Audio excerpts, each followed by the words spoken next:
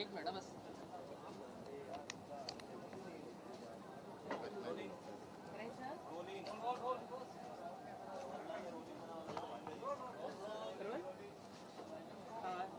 काल पंतप्रधानांचं जे भाषण झालं त्या भाषणानंतर देशभरामध्ये थोडंसं पॅनिक सिच्युएशन क्रिएट झालेली आहे. लोक घाबरले आहेत. लॉकडाऊन सारखी परिस्थिती पुन्हा होईल की काय अशी एक भीती दिसून येते. नाही, नक्कीच.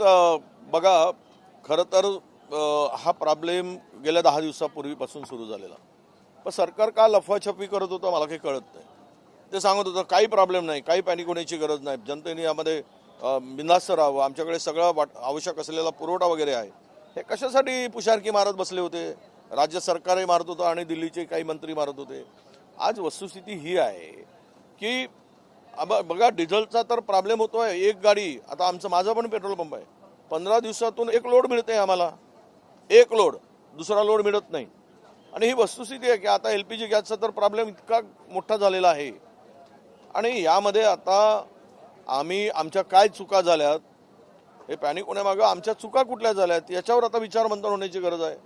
जर देशाचं नेतृत्व चुका करत असेल आणि त्याचं देशातील जनतेला त्याचं प्रायश्चित्त भोगावं लागत असेल की आमच्या अनेक वर्षापासूनचे चांगले संबंध असलेले इराणबरोबरचे संबंध आम्ही बिघडवलेत आणि आज या परिस्थितीला आम्हाला सामोरं जावं लागतं आहे. खरं तर काय गरज होती इस्रायलला जायची आणि छोट्याशा मेडलसाठी इस्रायलला जाऊन आज संपूर्ण भारतातील जनतेला, देशातील जनतेला वेठीस धरण्याचं काम झालेलं आहे. आता सर्वपक्षीय बैठक घेण्याची आवश्यकता पडली. ज्यावेळेस गरज असते त्यावेळेस विचारत नाही. आपली संपूर्ण परराष्ट्र नीती कशी असावी याचा कवडीचाही अभ्यास काही दिल्लीतील काही लोकांना नाही आहे आणि ते यांचे सल्लागार आहेत. ही वस्तुस्थिती आहे. आणि म्हणून मला तरी वाटतं की ही आता कोरोनासारखी परिस्थिती या देशामध्ये उत्पन्न होते आहे. काल आज माहिती घेतली विस्तारित आमदार निवासामध्ये, जरा पत्रकार जाऊन या, काय परिस्थिती आहे. तिथला गॅस सिलेंडर संपला, फक्त डाळ भात कसं तरी त्यांनी शिजवून दिलं तिथल्या माणसांना. ही पूर्ण आणि मला माझ्या माहितीप्रमाणे पुढच्या 4-5 दिवसामध्ये मोठा प्रश्न पुन्हा निर्माण होणार आहे. गॅसचाही होणार आहे आणि तेलाचा पण होणार आहे. आता तुम्ही गॅस आणि तेलाच्या संदर्भात बोललात. नागपुरामध्ये 65 बस, जी आपली बस सेवा नागपूर महानगरपालिकेकडनं चालवली जाते, त्यातल्या 65 बस ज्या आहेत त्या आज बंद होत आहेत असं कळतंय. नक्कीच. बघा, सगळीकडेच हा तुटवडा पडतो आहे. उद्या या सगळ्या परिवहन सेवेवर मोठा परिणाम होणारच आहे आणि त्यातून संपूर्ण मला वाटतं की यावर महागाई रुद्ररूप धारण करेल. सगळे व्यवहार थांबले जातील. लोक म्हणजे भारत थांबल्यासारखं होईल. जसं कोरोनामध्ये थांबलेलं आहे त्या पद्धतीनं आता ही परिस्थिती उद्भवेल. म्हणूनच नागपुरात 65 बस बंद होणं म्हणजे परिवहन व्यवस्था कोलमडणं आहे. नागपूर शहरातील तिथील मुख्यमंत्री असून जर तिकडे पुरेसा साठा नाही आहे, पुरेसं डिझेल नाही आहे, त्यामुळे ही परिस्थिती निर्माण झालेली आहे आणि जनतेमध्ये घबराट आहे, भीतीचं वातावरण निर्माण झालेलं आहे. पुढे काय होईल या परिस्थितीमध्ये लोक चिंतेत आहेत आणि याला जबाबदार आपली सरकारची, भारत सरकारची पॉलिसी आहे, धोरण आहे, त्यांचं जे काही वागणं आहे. त्यामुळे या सगळ्या परिस्थितीला देशातील लोकांना सामोरं जावं लागतं आहे. शिवलिक संस्थान, ज्याच्यावर रुपाली चाकणकर या संचालिका सुद्धा आहेत, त्यांच्या सदस्य आहेत, सगळ्या संस्थानाची SIT मार्फत चौकशी सुरू आहे असं स्वतः मुख्यमंत्री यांनी सांगितलेलं आहे. अशात रुपाली चाकणकर यांच्याकडे राष्ट्रवादी पक्षाचं महिला प्रदेश अध्यक्ष एवढं मोठं पद आहे, त्यामुळे वेगवेगळ्या स्तरातून मागणी होतीये की त्यांना त्या पदावरून सुद्धा काढलं गेलं पाहिजे. अजूनपर्यंत त्यांच्यावर ही कारवाई का होत नाही? मला वाटते की जोपर्यंत तटकरेने म्हणत नाही तोपर्यंत ती कारवाई होणार नाही आणि तटकरेच्या मनात ज्या दिवशी येईल त्या दिवशी ती कारवाई होईल. तटकरेंच्या मनात जोपर्यंत येणार नाही तोपर्यंत कारवाई होणार नाही. कारण अलीकडच्या सगळ्या घडामोडीवरून रुपाली चाकणकर आणि तटकरे यांनी त्या खरातच्या प्रकरणामध्ये ज्यावेळेस ही नावं पुढे आली तर त्या प्रकरणातून त्यांना वाचवण्याचा प्रयत्न किंवा त्या पदावर ठेवण्याचा प्रयत्न सातत्यानं तटकरेंनी केलेला आहे. हे लपून राहिलेलं नाही. आता या महिला पदावरून काढायचं की नाही ते सुनेत्राताई पवारपेक्षा सध्या त्या पक्षावर ताबा घेऊन ठेवणारे मला वाटतं प्रफुल्ल पटेल आणि तटकरे हे दोनच बॉस आहेत, ते ठरवतील. काल मुख्यमंत्र्यांनी खरात प्रकरणावर जे काही माहिती दिली त्या माहितीमध्ये राजकीय लोक जी आहेत, राजकीय पक्षांची ज्यांचे फोटोज आहेत यांना जाणीवपूर्वक वगळण्यात आलं किंवा त्यांचा फारसा उल्लेख त्या बातम्यात. हे बघा, लॅपटॉप वगैरे सगळं जप्त केल्याचं सांगतायत. पेन ड्राईव्ह कुठे आहे? पेन ड्राईव्ह आणा ना पुढे, मग सगळे नागडे पडतील, सगळे ओपन होतील. कोण कोण या खरात याच्या भोंदूचे भक्त आहेत आणि कोण कोण या भोंदूची सेवा केली आहे पायापासून डोक्यापर्यंत, तर ते सगळे पायापासून डोक्यापर्यंत सगळे ओपन झाल्याशिवाय राहणार नाहीत, नागडे झाल्याशिवाय राहणार नाहीत. मी जबाबदारीनं सांगतो, जर ते पेन ड्राईव्ह पुढे आलं तर मंत्रिमंडळातील 2-3 लोकांची विकेट जाईल, पण ते आणू शकणार नाहीत. ते प्रकरण दाबल्या जाईल आणि सोयीचं जेवढं आहे तेवढंच ते पुढे आणलं जाईल. उद्या मला वाटतं की या सगळ्यामध्ये पुरावाच संपवण्यासाठी खरातचा एन्काउंटर पण होईल, एवढं मोठं हे प्रकरण आहे. सर, अशोक खरातच्या बाबतीत अजून एक अशोक खरातचं होतं ना पूर्ण. नाही, असं आहे की कुणाच्याही सरकारचा प्रमुख हे आपलं सरकार सेफगार्ड करणारच.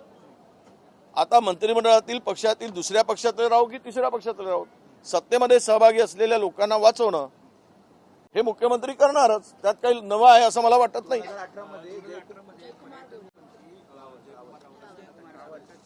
नाही, आता खरं आहे ना, पाणी दिलं कोणी दिलं म्हणून तिकडून ते सागरजी, ते आपले भातकळकरजी म्हणत होते.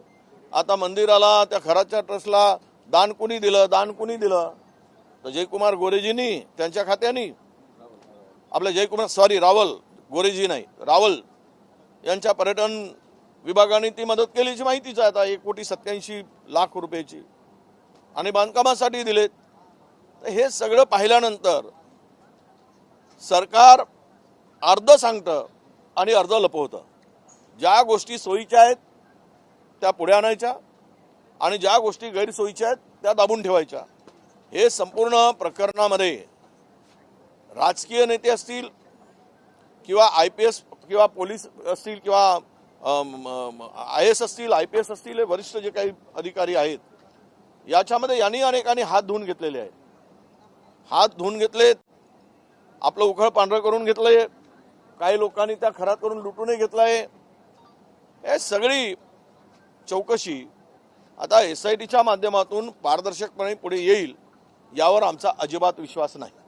अत्याचाराबरोबर घाटकोपर प्रकरणातला जो अहवाल आहे, घाटकोपर होर्डिंग अपघात प्रकरणाचा जो अहवाल होता तो आधी तर सगळ्यांना वितरित करण्यात आलेला नव्हता आणि नंतर तो मिळाला. त्यावेळेला असं लक्षात आलं की सरकारी अधिकारी, रेल्वे प्रशासनाचे अधिकारी आणि स्थानिक लोक यांनी मिळून कटकारस्थान करून ती जमीन पेट्रोल पंपाला दिली आणि त्यानंतर तिथं इतकं भलं मोठं होर्डिंग लावण्यात आलंय.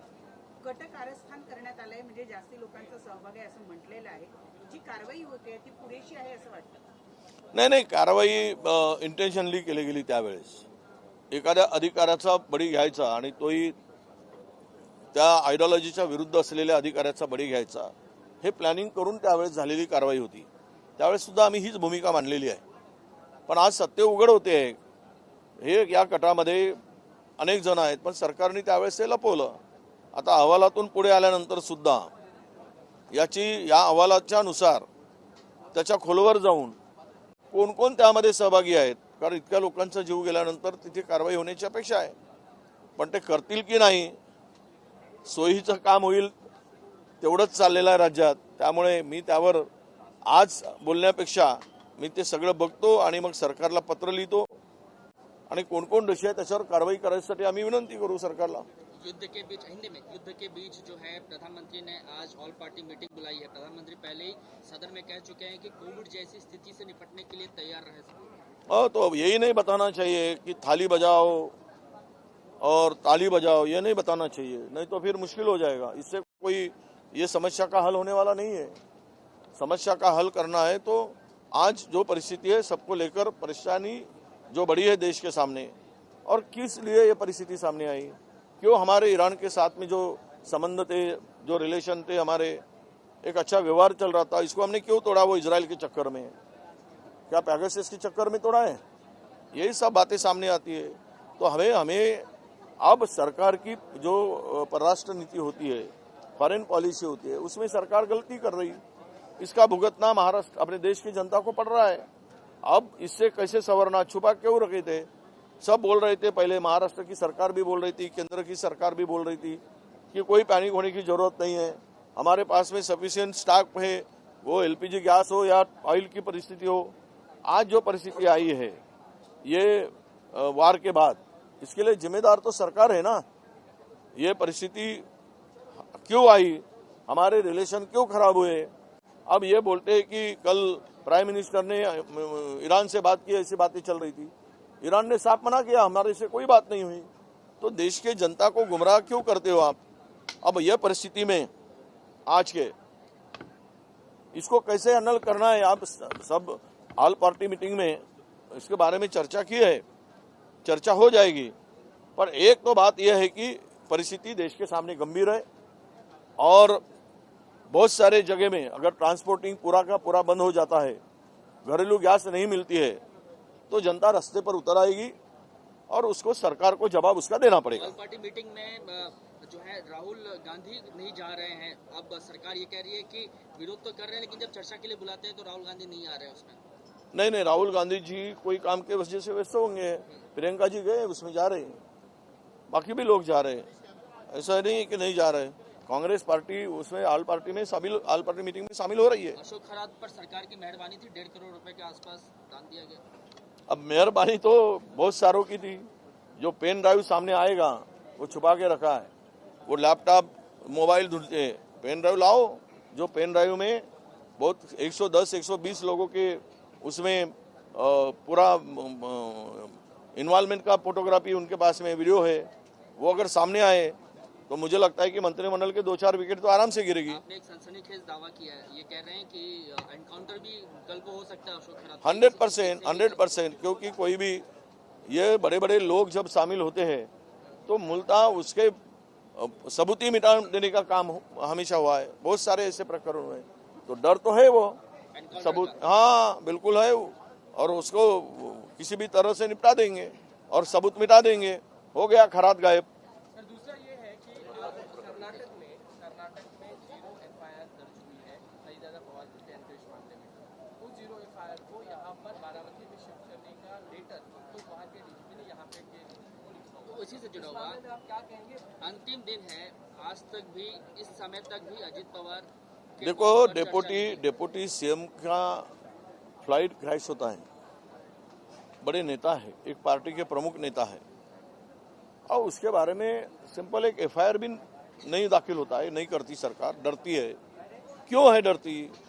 इसके पीछे का राज क्या है? क्यों कर्नाटक में जाना पड़ा? कुछ तो सरकार छुपा रही है और सरकार डर रही है, यही दिखता है। आज 0 FIR दाखिल जो हुआ है, अब यहाँ आने के बाद अगर सरकार कुछ उसके ऊपर नहीं करती है तो फिर कोर्ट का रास्ता खुला है, पर पहले तो इन्होंने करना चाहिए। ना FIR दर्ज होता है, ना चर्चा होती है, इतना डर किस बात का? तो छुपा तो रही है, गड़बड़िया तो कुछ है जो सामने तथ्य आ रहे हैं। इसमें फ्लाइट, उसका प्लेन क्रैश होने में कुछ साजिश है क्या? यह शंका लोगों के दिमाग में है, जनता के दिमाग में है, सबके दिमाग में है, और इसके बारे में बहुत सारी लोगों की राय बन चुकी है। तो इसका फिर पूरा का पूरा इन्वेस्टिगेशन होना चाहिए था। तो इन्वेस्टिगेशन करने में सरकार डर रही है, तो इसका मतलब सरकार किसी ना किसी को बचाने का प्रयास कर रही है। ठीक।